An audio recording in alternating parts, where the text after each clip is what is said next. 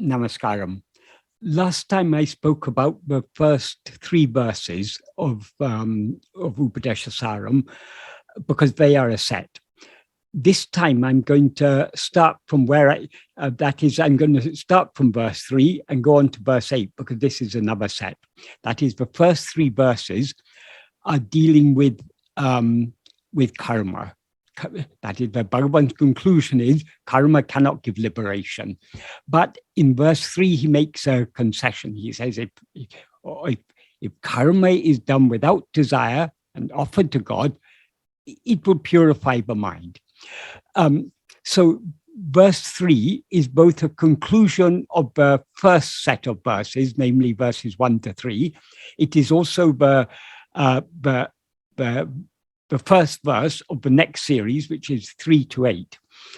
In 3 to 8, Bhagavan is talking about the principal subject is purification of mind. So what he says in verse 3 is, īśvara arpitam, nēccha yākṛtam, citta śōdhakam, mukti sādhakam. That means īśvara arpitam means offered to God. Icchayā, not done with desire. Citta śōdhakam, mind purifier. Mukti sādhakam, liberation accomplishing. So what that implies is that action that is done, but is not done with desire, but offered to God, is a mind purifier. It will purify the mind, and it will indirectly aid in the accomplishing of liberation. That is what Bhagavan says in the Tamil version is, it will gati vari become. It will show the way to liberation. What that means is, so long as the mind is impure, the impurities in the mind are all the vishaya vasanas, the strong inclinations to go outwards, to go after vishayas. These are the impurities. So long as the mind is clouded with these impurities, it will not be able to recognize what is the means to liberation. That is, the means to liberation is not action. It is just being. But in order for the mind to grasp that, it requires purification. So by purifying the mind, whatever will purify the mind will thereby show the way to liberation, in the sense that it will give the mind the clarity to understand, to recognize what is the way to liberation. Bhagavan begins this verse in Sanskrit with the words īśvara arpitam. These are the key words here. Īśvara arpitam means offered to God. What is it that is offered to God? Generally, people say it is the fruit of the action that is offered to God. That is true, but it actually has a deeper meaning. That is, when we are doing what he calls here nēccha yākṛtam, in Tamil he says nishkarmiya karma. That is action that is not done with desire for any fruit. So when we are doing nishkarmiya karma, we are not concerned about the fruit. So in that sense, we are offering the fruit to God. But it is not just the fruit of the actions that we're offering to God. It is not just the actions we are offering to God. What we are to offer to God is our whole heart, our love, ourself. We need to offer ourselves entirely to God. That is the idea. So what purifies the mind is not the action itself, but the love with which that action is done. That is, many people, for example, worship Kali. They may go through exactly the same actions but Ramakrishna Paramahamsa went through when he was worshipping Kali. But if they are worshipping Kali for gaining wealth or health, or for success in politics, or for passing exams, or for this or that, if it's for any kāmyata motive, if we are worshipping Kali, we may be doing exactly the same actions that Ramakrishna Paramahamsa was doing. But the difference is he was doing with pure love for Kali. He offered himself entirely to Kali. He wasn't seeking to gain anything from Kali. He was seeking to give himself entirely to Kali. So it is that love which is the key to the purification of mind. So long as we may do exactly the same rituals that he was doing, but if we are doing them for the fulfillment of desires, that is not going to purify our mind, because what the impurities in our mind are those very desires, or the vishaya vasanas that are the seeds that give rise to those desires. So if we want to purify the mind, we should do without desire. We should do only for the love of God. Of course, even kāya, this isn't to say kāya pūja is of no use. Even kāya pūja, because if you're worshipping God, even if you're worshipping for some kāya, for achieving some desired end, at least your mind is dwelling on God. So very indirectly, the love for God will be increasing in your heart. That is first we worship God, not for the sake of God, but for what we can get from God. But when we feel that God is listening to our prayers, we are getting what we want from God, then our love for God naturally begins to grow. We become concerned not only with what we can get from God, or what God can give us, but our love for the giver increases.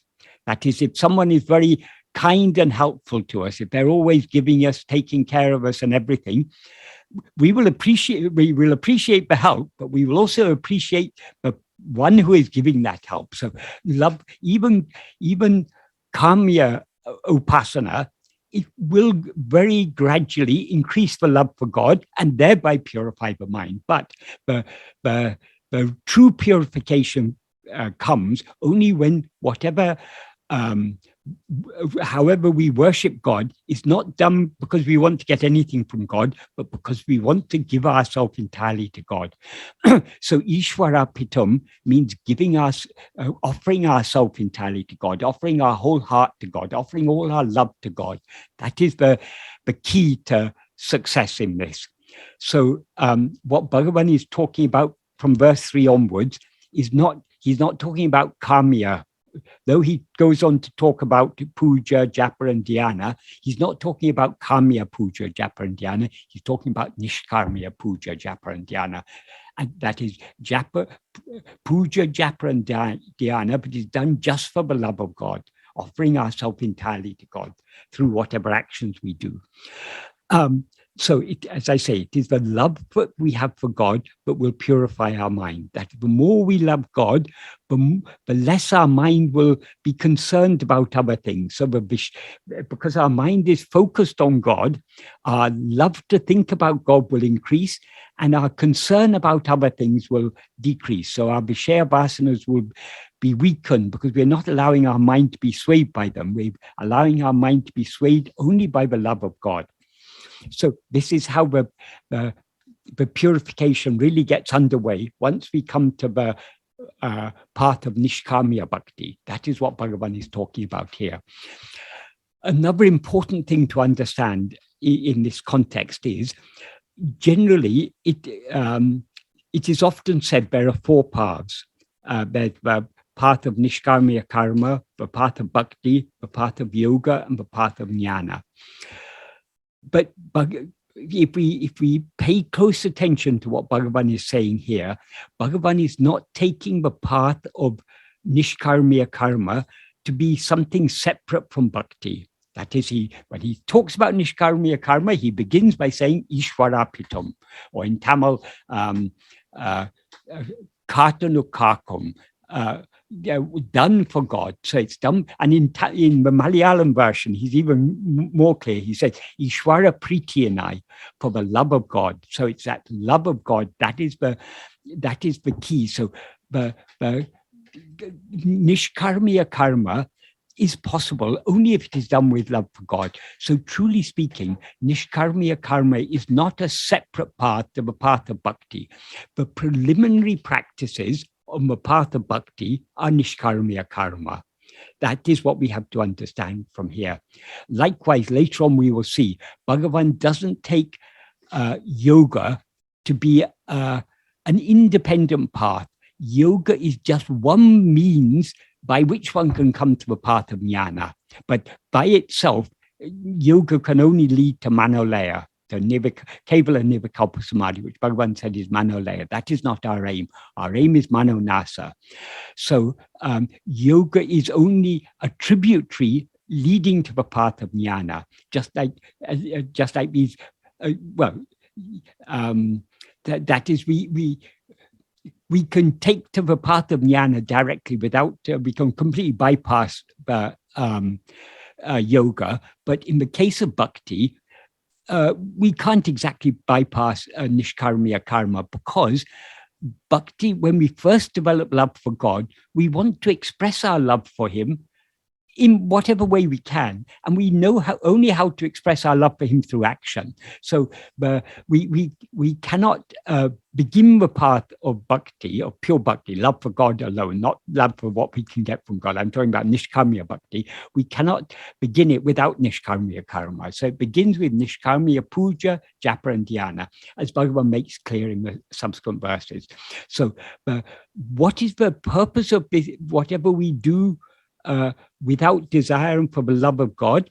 It is the purification of the mind, because only when the mind is purified, purification of mind, as I say, the impurities are the vishaya vasanas.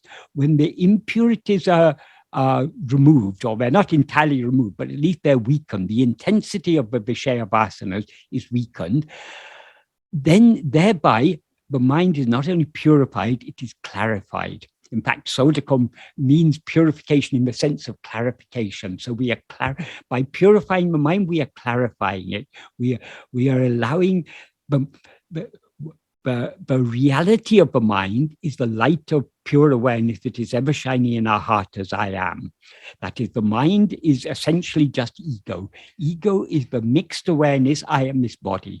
The essence of that mixed awareness, I am this body, is that fundamental awareness, I am. That is Satchit, that is God, that is what we actually are. So that is the light of pure awareness that is ever shining in our heart.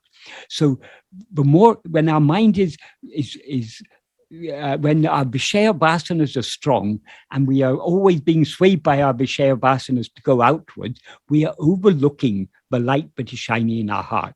We are using that light to know other things, but we are not attending to the light itself. The more our mind is purified, the more that inner light will shine forth, and the more we'll be drawn to going within. So it is the path of bhakti has to begin with first expressing our love for God through action. And that action will purify the mind and lead us to understand that the best way to express our love for God is not to allow our attention to go outwards, but to turn it back within, because God is that which is ever shining in our heart as I. But in order to understand that, and not merely just understand, it's easy to understand at the surface level of the mind, but to understand it deep in our heart, to be firmly convinced that God is that which is shining in our heart as I, we need a certain degree of purity of mind. So this nishkarmiya karma is essential, essential at the beginning of the path of bhakti. So, but the nishkarmiya karma is nothing but our expression of our love to God. Through whatever actions we do without desire, we are trying our best to offer ourselves to God as best as we can at the early stages, before our mind is purified. We can best offer ourselves to God by dedicating our actions to God. So this is the idea here. So this verse 3 is a key verse. It's the meaning of verses 4 to 7 and even 8, it has to be understood in the context of this verse 3. That is, what Bhagavan is talking about in the subsequent verses is only nishkarmiya pūja, nishkarmiya japa, nishkarmiya dhyana.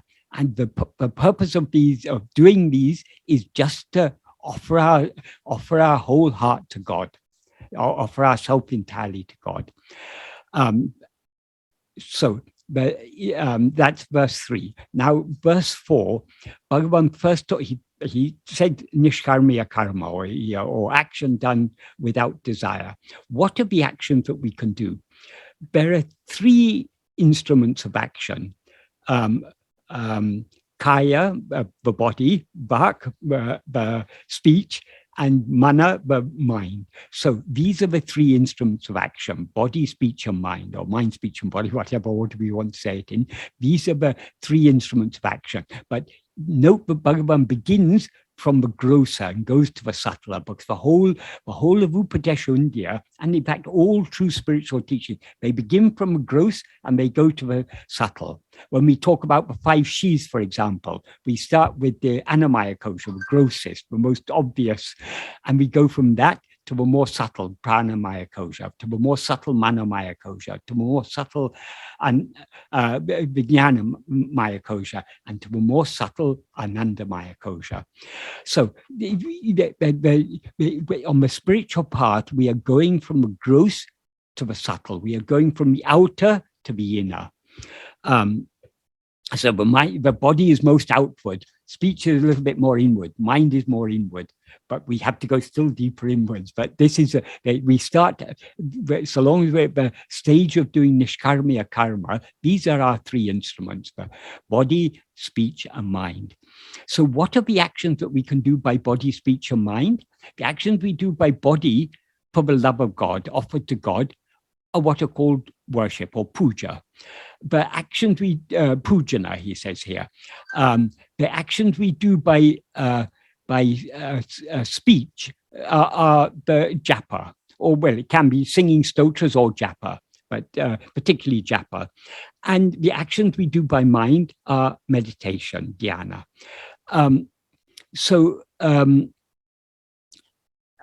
This is what Bhagavan is talking about here. What he says is, kāya vāṅmanaḥ kāryam uttamam pūjanam japa naṁkramāt. What that means is, pūjana, that is worship, japa, repetition, and cintanam, that's dhyana or meditation. These are actions, kāryam, done by body, speech, and mind, respectively. That is, pūja is done by body, japa is done by speech, or cintanam or jhana is done by mind. But the important thing is, he says, kāryam uttamam, and that is he ends the first line with uttamam and the last line with kṛtamāt. These 2 words we have to take together. That is, kṛtamāt means step by step, gradually, progressively. And uttama means excellent or superior. So the idea is that each one of these respectively is superior to the previous one. So in this order, the pūja, which is an action done by body, that is the grossest.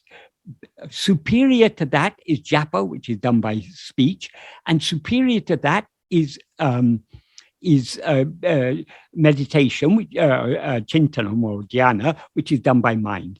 In what sense does Bhagavan say they are superior? That is very important to understand.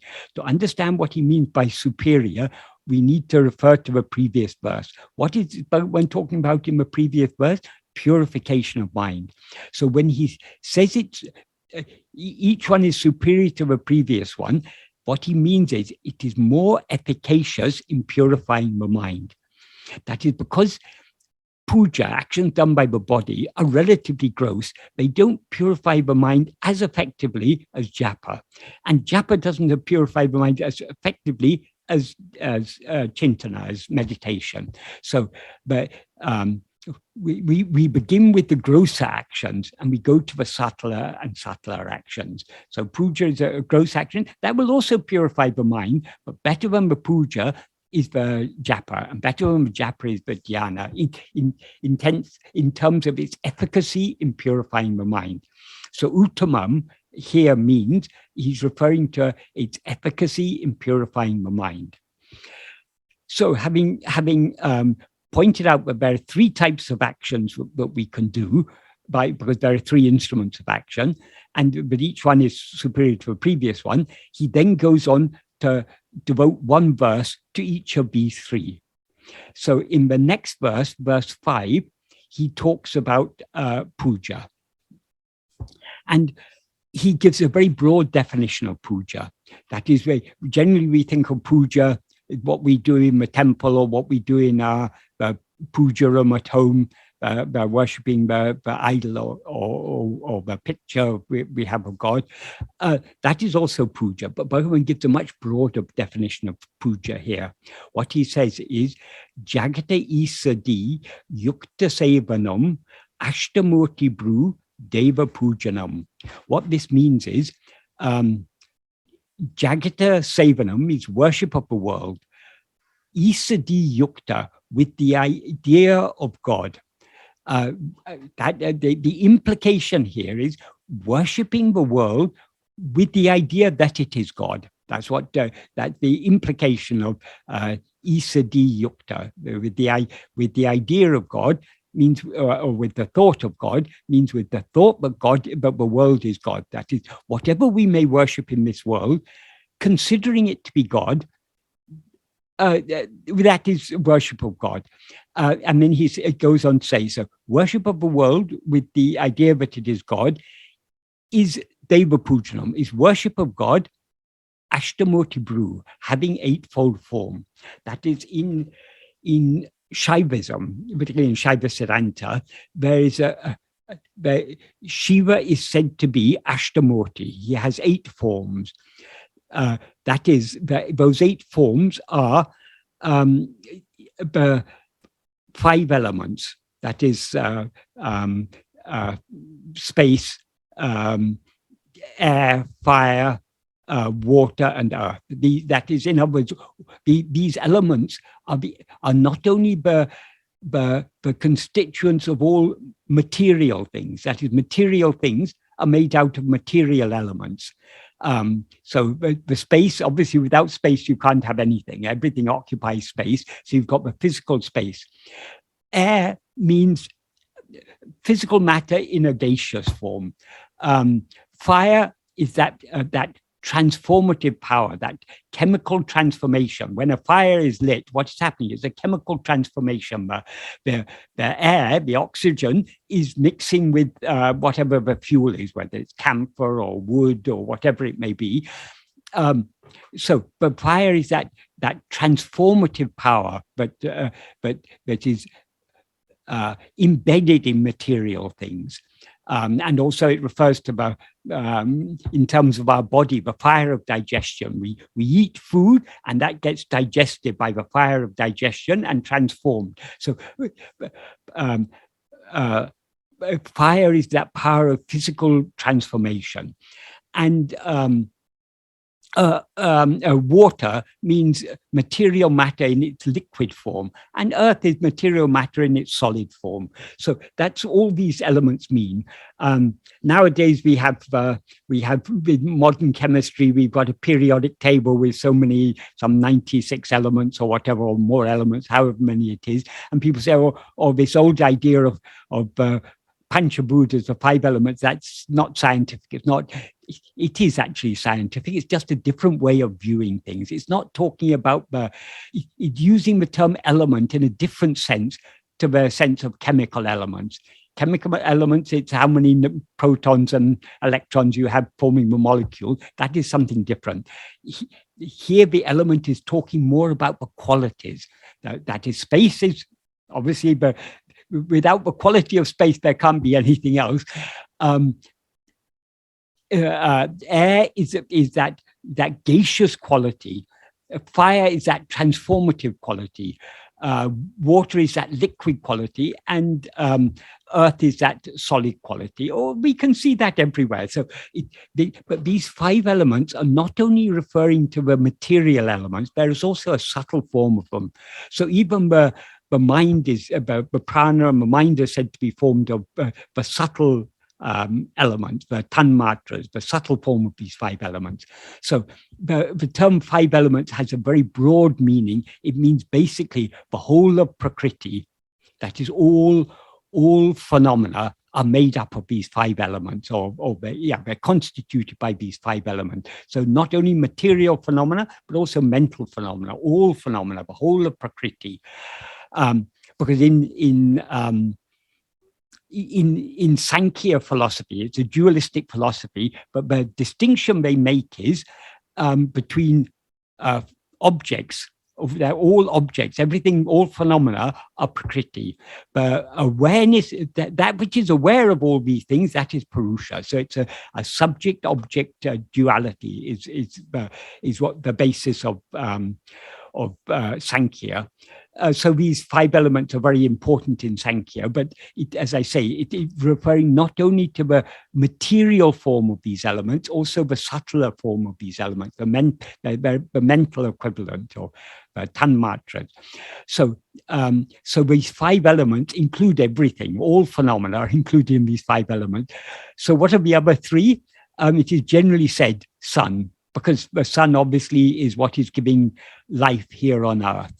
And at night, the sun is absent, but the moon is there. The moon, the reflected light of the sunlight falling on the moon reflects and gives light on earth. So moon is also considered very, obviously, it's not giving life in the same way, but the sun is giving life on earth, but it is giving us, at least giving us light in the darkness. So the moon is also considered a form of Shiva. The sun is considered a form of Shiva, the moon also. And the 8th element, it is sometimes described as Jiva. That is actually the most general one. It's all living beings. That is all these the 5 elements and the sun and moon, these are all part of Prakriti, but the jivas of a Purusha, that is, to whom do all these things appear? Only to I. So the jiva is the 8th one. In some texts it is said the 8th one is the priest who offers the in Vedic sacrifices. It's the priest who has to make all the offerings. That is one way of interpreting it, but more generally we can take it as jivas in general. So basically these 8 cover everything. It covers the whole of Prakriti and also Purusha. So it covers all objects and also the subject. So worshipping anything with the idea that it is all God, that is, all this is nothing but, well, what is the reality that lies behind all this appearance of subject and object? It is only God. So with the idea that all this is God, worshipping anything in this world is good worship of God. So, for example, so this is extending the meaning of puja beyond mere ritual puja.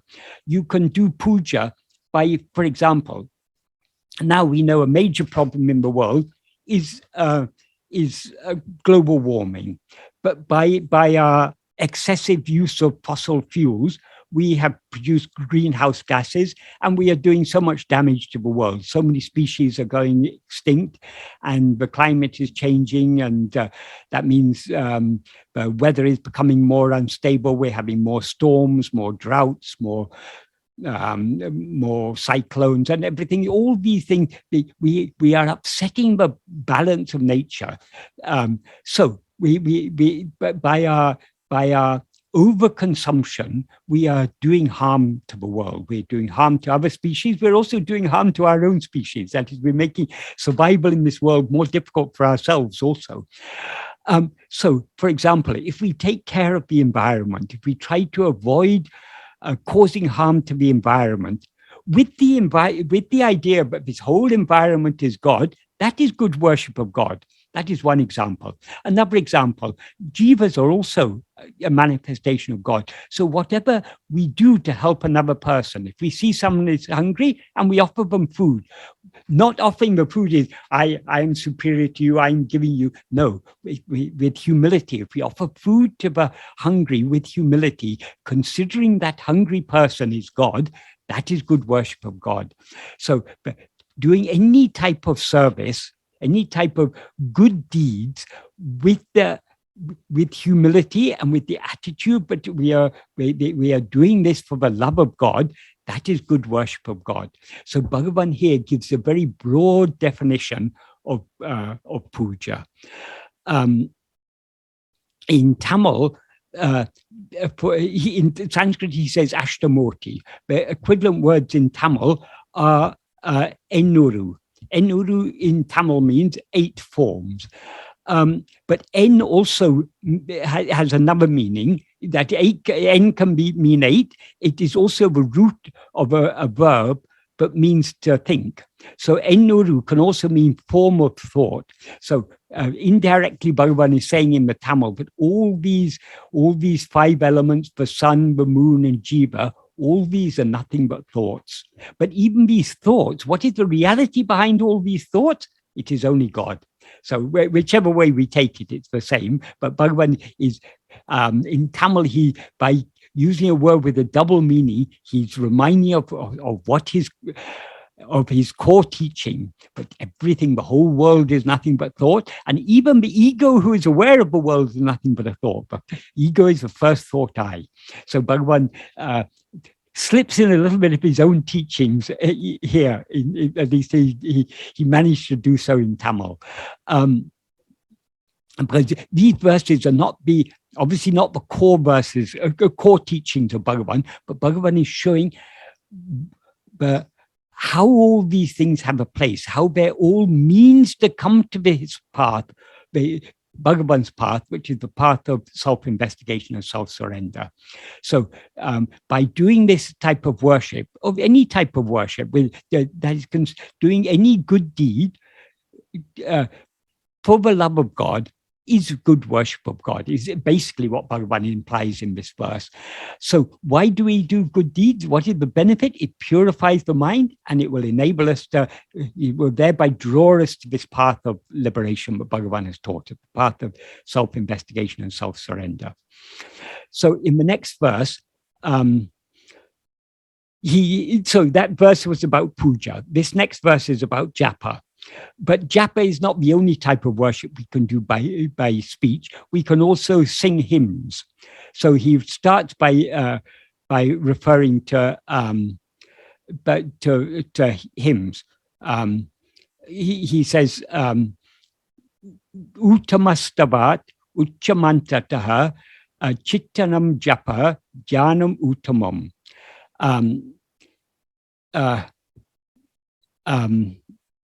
That means uttamastavat means rather than the excellent hymns, rather than singing hymns in praise of God,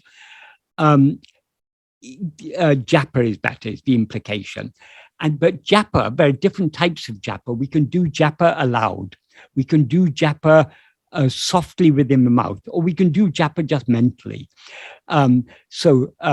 Ucca refers to japa done aloud. Mandataha refers to japa but is done softly. And citta jam means what is mind-born or mental, the mental japa.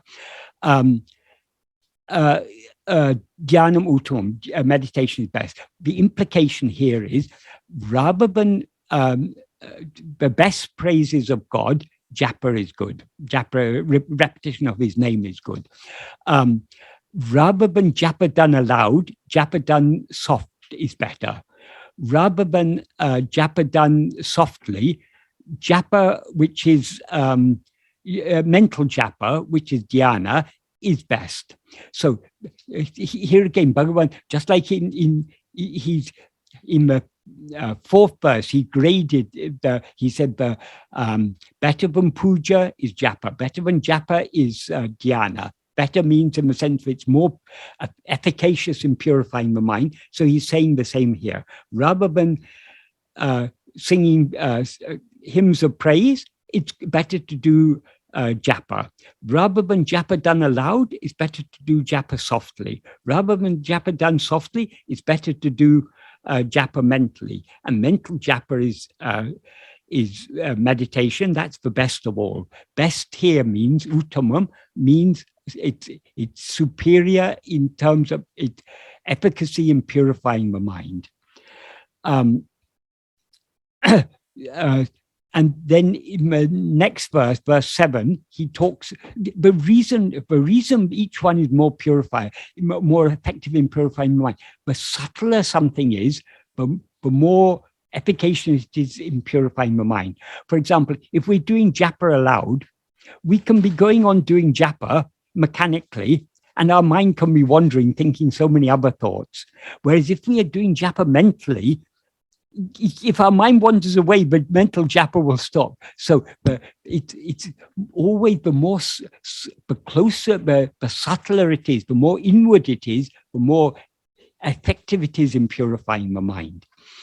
So having said that the mental japa, which is a form of meditation, is best, in verse 7, he goes on to talk about meditation, dhyana. But in the previous verse, he says mental japa is dhyana. That doesn't mean the only dhyana we can do is mental japa. No, because mental japa is meditating on the name of God. We can also meditate on the form of God, because here this is talking about meditation in terms of devotional meditation. We're doing it for the love of God. So if you're doing meditation for the love of God, what do you meditate on? You meditate on God. So we can meditate, so long as we're doing action, we can meditate either on his name or on his form, or on both. We can be meditating on his form and on his name at the same time. Even when we're meditating on his name, his form is there in our mind, because the name is referring to the form. So basically what he's talking about in verse 7 is the nama rupa dhyana, meditating on the name or form of God. And here also he draws a distinction. He says, ajaya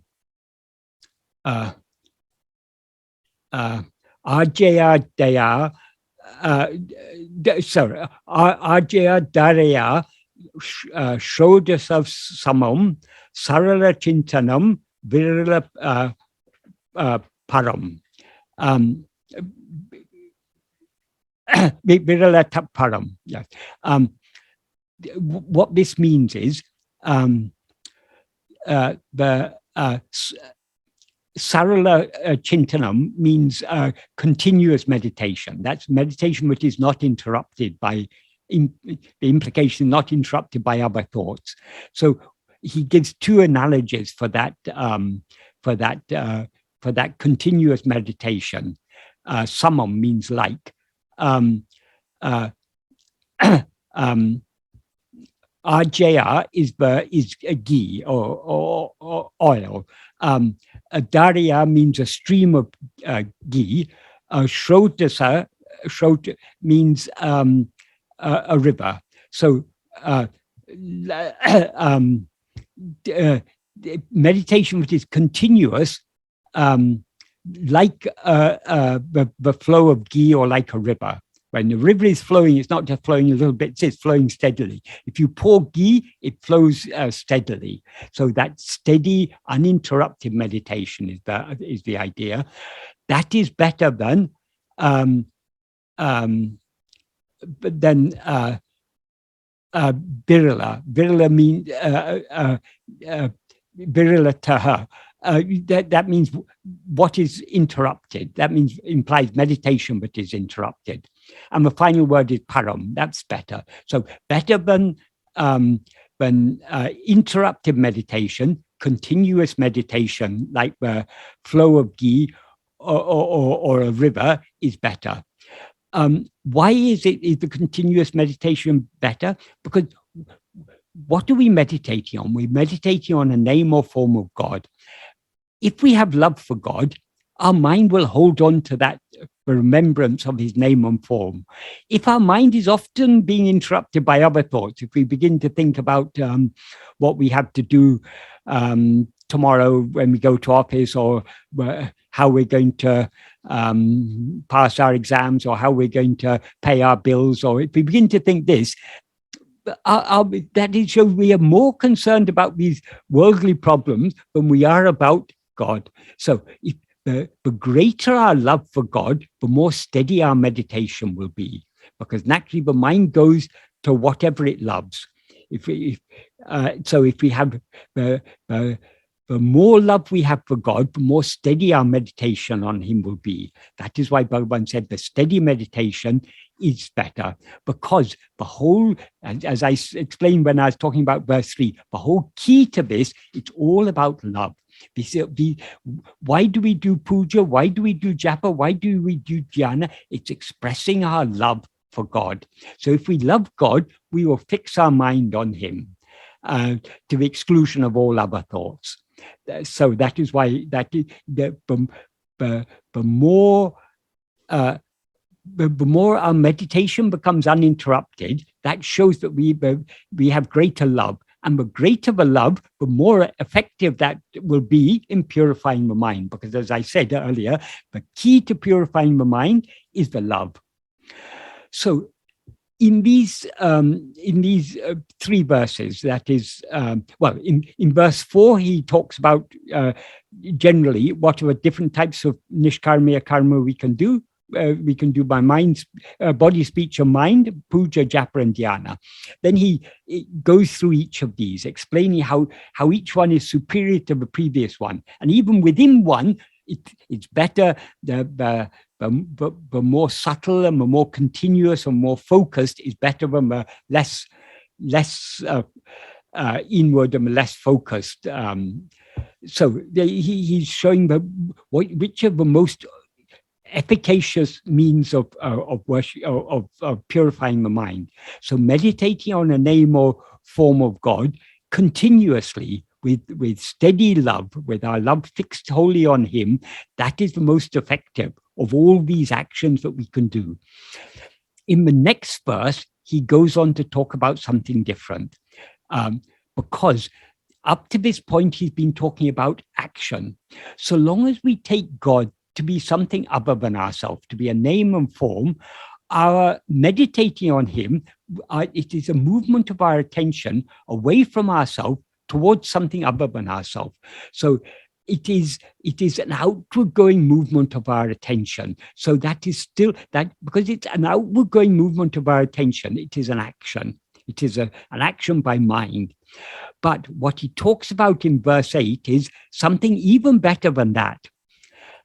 And what is best of all is what he talks about in verse 8. So what he says in verse 8 is Veda Bhavanat.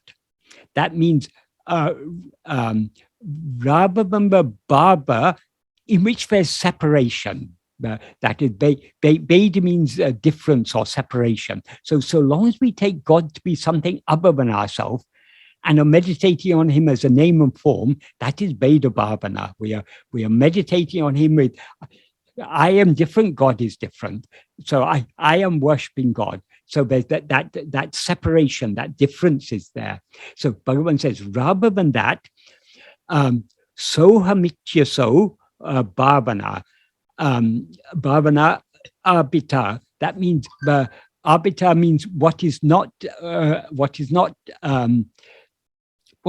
dividing, not separating, so in other words, meditation without any separation, where we don't take God to be something other than I.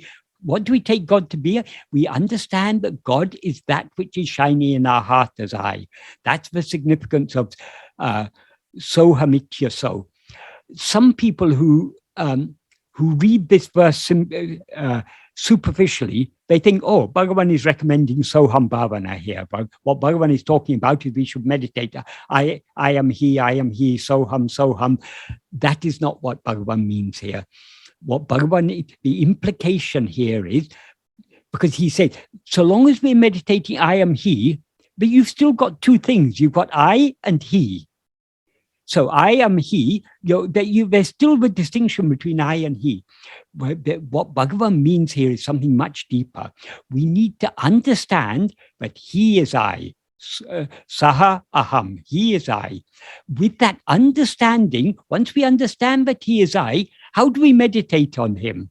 Not by thinking he is I, but by attending only to I. Since he is that which is shining in our heart as I, we shouldn't meditate on anything other than I. Not meditating on anything other than I is the bhavana arpitam. That is the meditation without any distinction, without any difference. In Tamil, what Bhagavan says, he says, he begins by saying, Anya Bhavatin.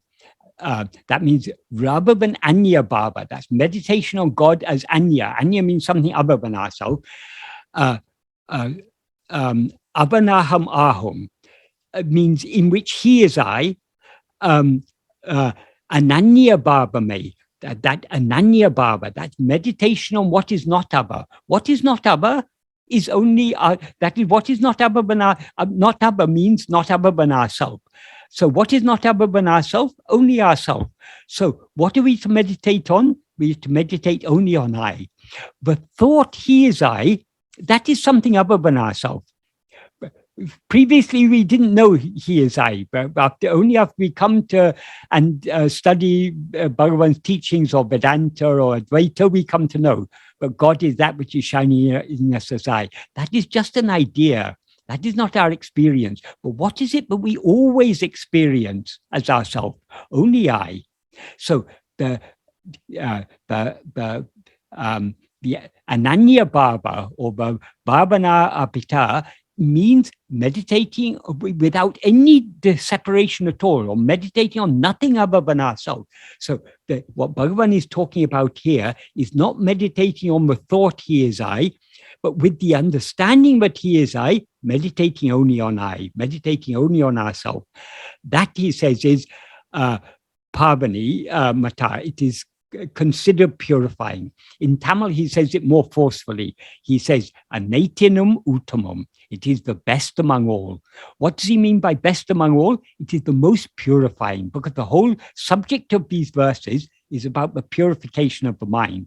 So what is the most effective, most purifying thing we can do? It is only meditating on I. Better even than meditating on God as something other than I, better to meditate on him as I. Because what is the truth?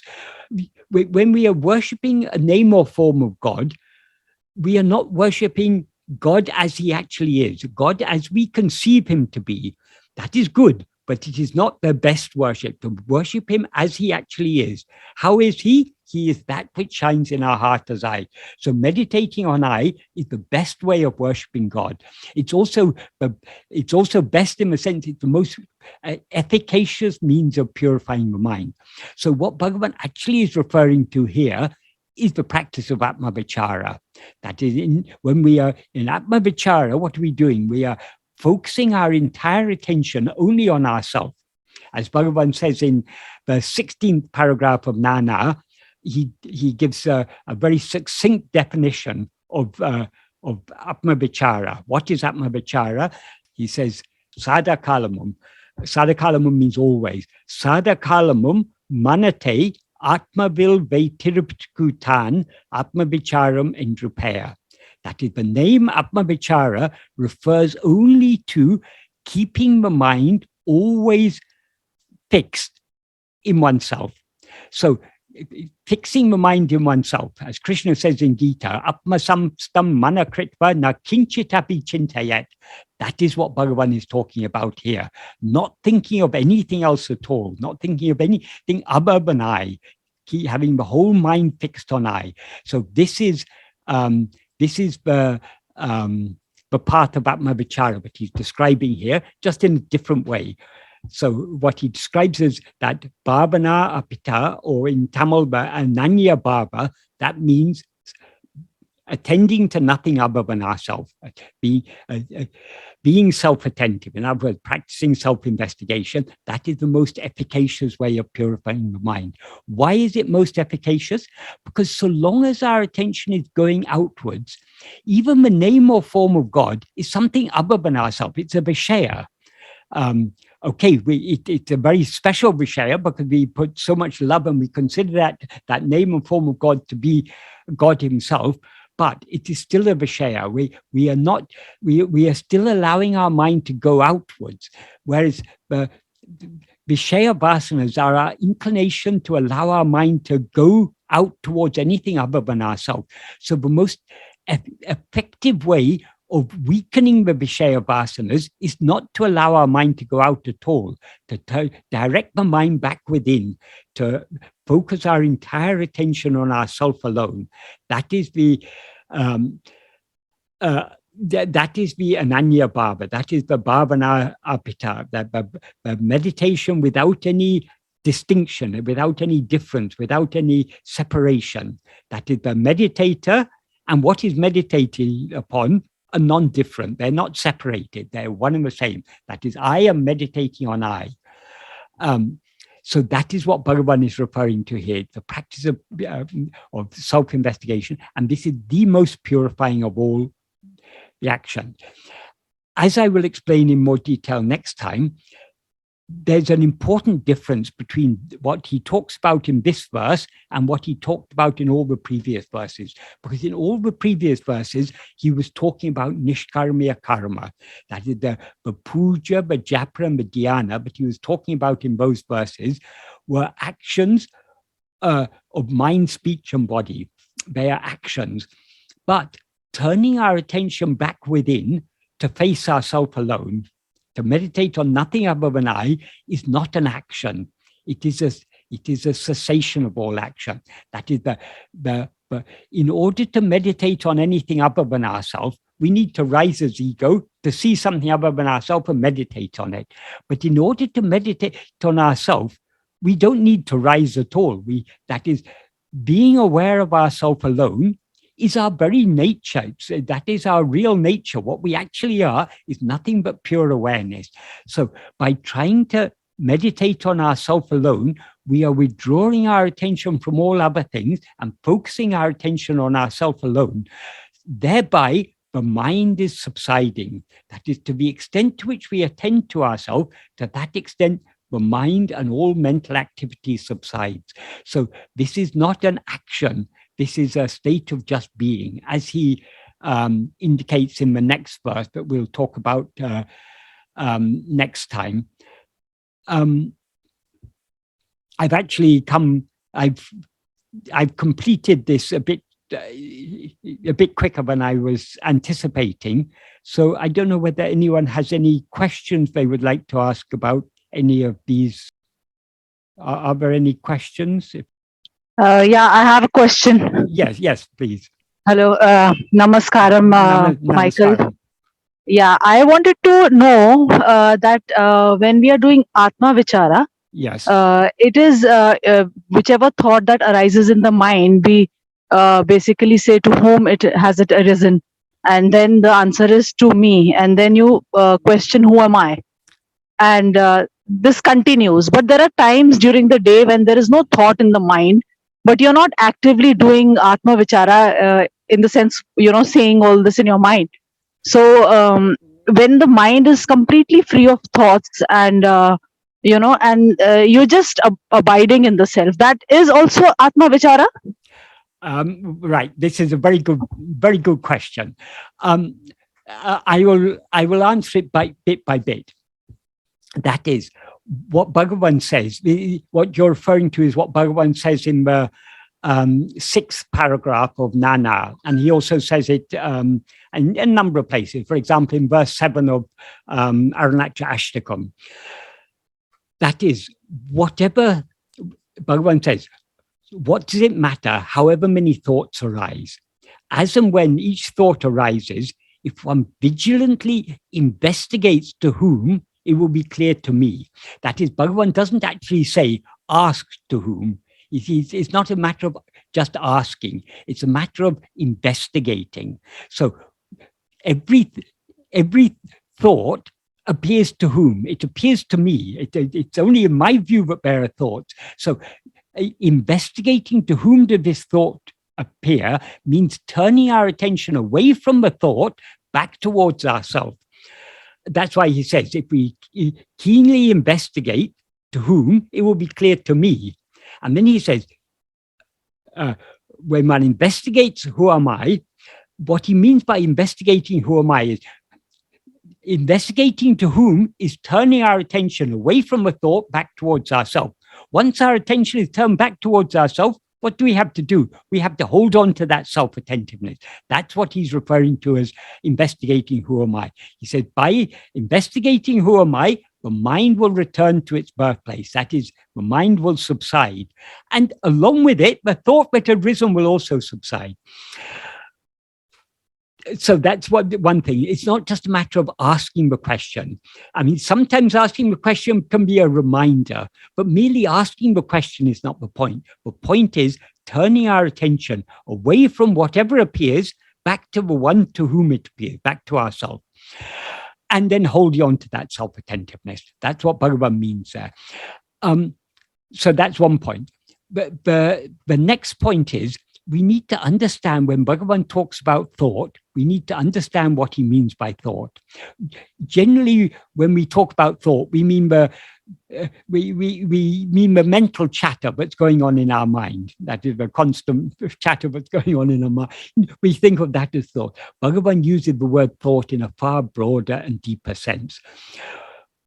According to Bhagavan, everything other from the pure awareness that we actually are. In other words, everything other than our fundamental awareness, I am, is a thought. But that which is aware of all these other things is itself a thought. In other words, ego is a thought. Ego is the first thought. That's why he often referred to ego as the nanenam ninebu, the thought called I, or in Sanskrit, the aham vritti. So that ego is itself a thought, and everything known by ego is a thought. So Bhagavan says, for example, in the 4th paragraph of Nana, but if you remove all thoughts, and see, there's no such thing as the world. That the world is excluding thoughts. There's no such thing as the world. And in the 14th paragraph, he says, Jagamembadu Nineveh. The world is nothing but the world is only thoughts. So everything we are aware of, that the world is thought, all the 5 elements are thought. So space is thought, time is a thought. It's all thought. Anything that appears in waking and dream, but we are not aware of in sleep, is just a thought. So when we are never actually in waking and dream, we're never actually in a state devoid of thought, because always the first thought I is there, and the first thought I cannot stand without holding on to other thoughts. So the body is a thought, but time is a thought. So there is never a time during waking and dream when we are devoid of thought. If we are devoid of thought, that is either manolaya or manonasa. That is a state like sleep. It doesn't, whatever may appear to us, to whom does it appear? So when Bhagavan says, whatever thought may appear, he means whatever may appear, anything that may appear. So even if you've got an idea, now I'm in a thought-free state, the mind is very peaceful, to whom does that peace appear? Even that peace is something, but that peace, it seems to be there here now. It wasn't there before. It's not going to be there afterwards. So even that peace is just an appearance. It's not our real nature. Our real nature is that which is ever shining as I. So whatever may appear, even the calm and peaceful state of mind is still a subtle thought. So to whom does that thought appear? To me. We turn our attention back to ourselves. We don't just ask to whom does it appear.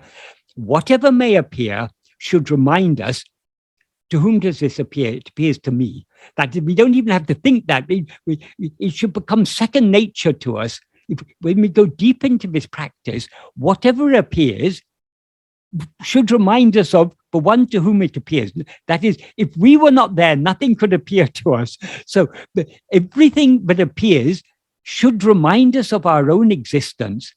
And if we have love to know what we actually are, we will turn our attention back to our existence. So what Bhagavan means by investigating to whom is turning our attention away from whatever may appear, whether it's mental agitation or mental calmness, whatever it may be, whatever appears, to whom does it appear? We turn our attention back to ourselves, because whatever appears only to us. It's only in our view, but now their mind is much agitated, now it is calm and peaceful. All these differences are in our view only. So to whom are all these differences? Who sees this difference between an agitated state of mind and a calm state of mind? To whom did this difference appear? To me. So we turn our attention. The whole aim of Bhagavan's teaching is turning our attention back to ourselves. So that's what Bhagavan is referring to there. I mentioned that if all thoughts are absent, that is either manolaya or manonasa. This is a very important distinction. We will come to this. That is, next time I will talk about 3 verses. That is 8, 9, and 10. I've talked about 8 already, but I'll talk about it in more depth in connection with 9 and 10, because Bhagavan is indicating there that the effect of attending to ourselves is to bring about the subsidence of all activity. And then we just remain in Satbhava, our natural state of just being. So that I'll talk about next time. Then the following month, I'll talk about verses 11 to 15. These are the verses where Bhagavan is talking about the practice of yoga, particularly of pranayama. And there in verse 13, he draws an important distinction. He says the dissolution of mind is of 2 kinds, laya and nasa. That which is in laya will rise again. That which is in nasa will not rise again. This is a very, very important distinction, because sleep is a state of manolaya. If you're in a coma, that's a state of manolaya. If you have general anesthesia, that's a state of manolaya. Even if you practice pranayama and everything and go into kevala nirvikalpa samadhi, Bhagavan said that is just a state of manolaya. In a state of manolaya, we are not making any spiritual progress, because the mind is dissolved. So the mind cannot be purified when it's not, when in its absence. So we cannot purify the mind. We can purify the mind only when it's present. So it's only in waking and dream that we can purify the mind. So we should avoid manolaya. Of course, we cannot avoid manolaya entirely. We need to sleep every day. So that sleep is not harmful, because we need to recuperate our energy. But we shouldn't be going for nirvikalpa samadhi. Bhagavan says, before you subside in nirvikalpa samadhi, if you're practicing yoga is not necessary at all. We can come direct to Bhagavan's path. But if you're attracted to the path of yoga, if you like practicing pranayama and everything, Bhagavan said, okay, practice pranayama, thereby achieve a certain degree of calmness. But then what should you do? What should you do with the calm mind? If you go deeper in that, you'll end up in laya. That's of no use. Once the mind is calm, make use of that calm mind by turning it within. So in verse 14, he says, the mind which is rendered relatively quiescent by means of self-investigation, only when that mind is sent on the orvari. In Tamil, he says orvari. Orvari means, it has 2 meanings. Superficial meaning is but one part, but also means investigating. The path of investigation is what Bhagavan means there. The path of investigating. In Sanskrit, he says ecchachintana. Ecchachintana, some people take it as one thought. But it's not just any one thought is going to destroy the mind. You can think of a tree. Is that going to destroy the mind? No. Ecchachintana means thought of the one. Which one? Ekkameva advaityam. That one which is without a second. That is I. So ecchachintana means thinking of only of I and nothing else. Only by that only when we turn the mind within to investigate itself, to attend to itself alone, will its form die. So we need to avoid manolaya. So our aim when we're practicing self-investigation is not to achieve a quiet mind, because if we go too far in just trying to achieve a quiet mind, we'll end up in Manolaya. We achieve a quiet mind every night when we fall asleep. That's no use. We're not seeking the temporary dissolution of mind. We're seeking the eradication of mind. So it's not, our aim is not to experience a calm mind. Our aim is to experience who am I? And in order to know who am I, we must ignore the mind and sense of all the other thoughts entirely. We need to focus only on I.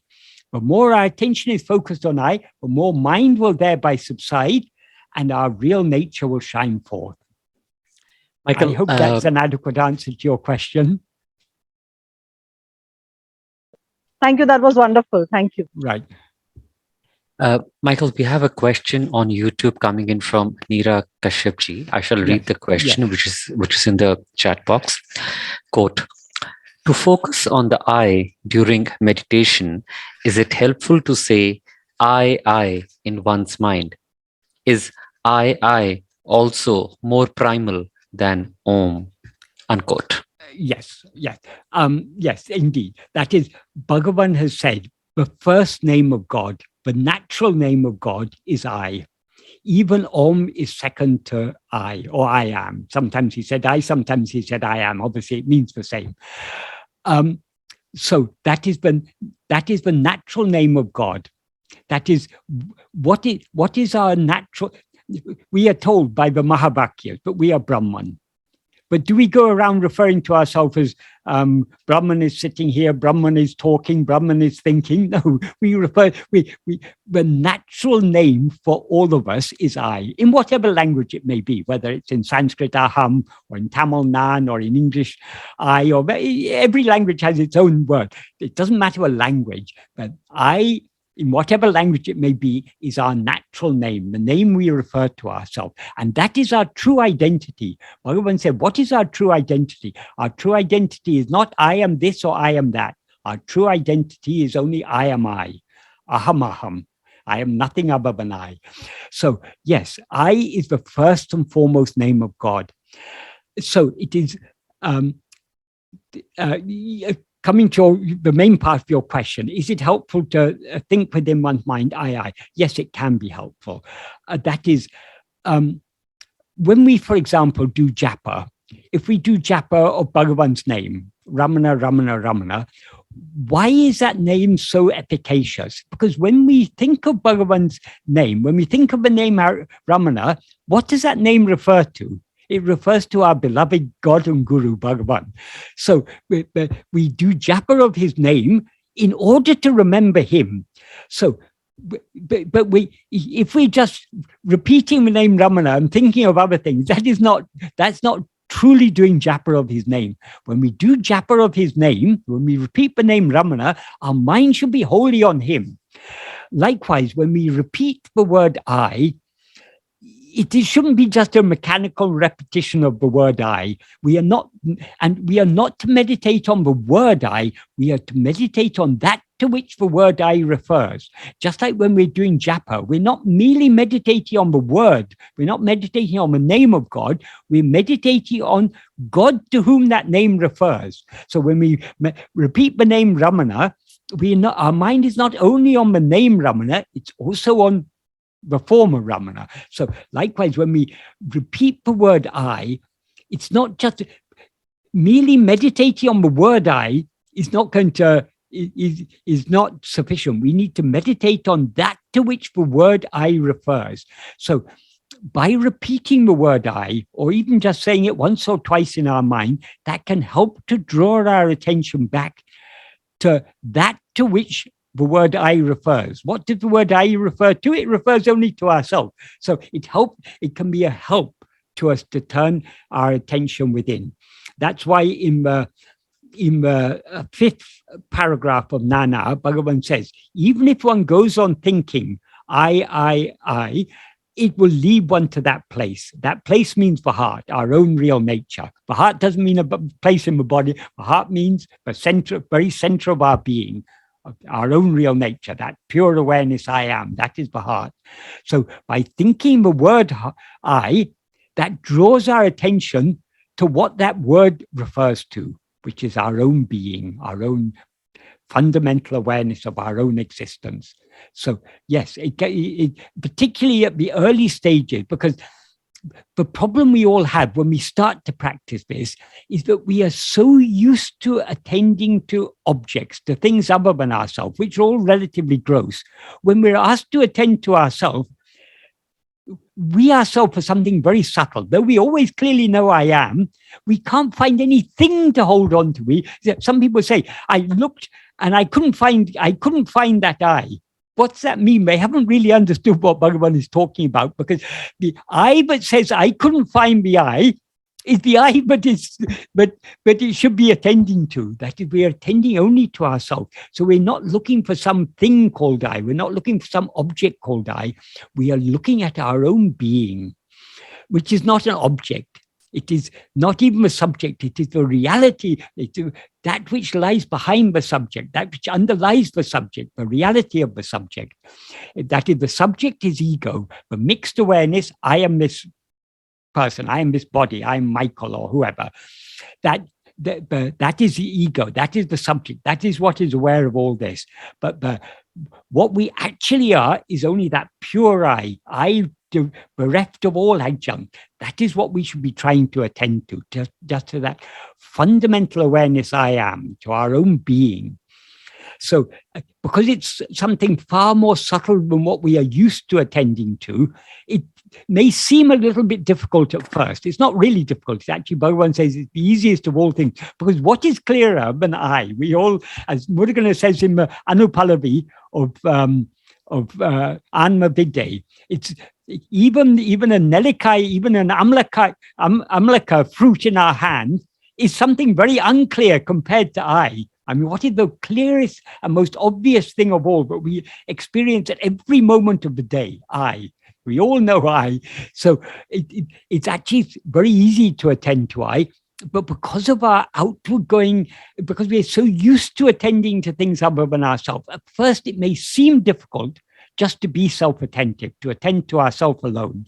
So that repeating the word I can be a very powerful aid in the early stages to helping us to focus our mind on ourselves. Once we become familiar with being self-attentive, then repeating the word I becomes unnecessary.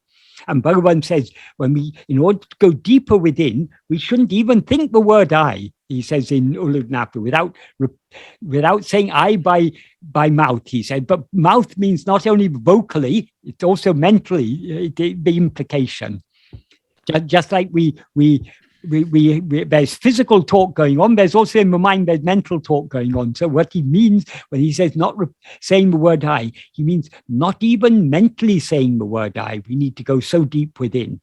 But that doesn't mean at first, saying the word I in our mind and trying to attend to that to which the word I refers, that is a very useful aid at first. Later on, it will drop off, but it's very helpful at first. Michael, thank you. We will have to address the last question very quickly. Yes. On YouTube, question from Anita Kachruji, quote, how do we distinguish between self versus ego, unquote?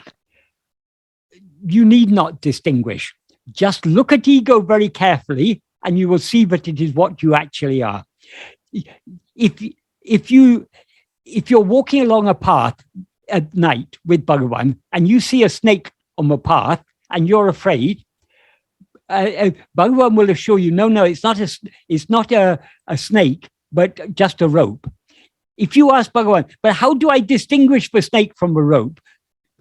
You need not distinguish it. Just look at the snake very carefully and you will see it is only a rope.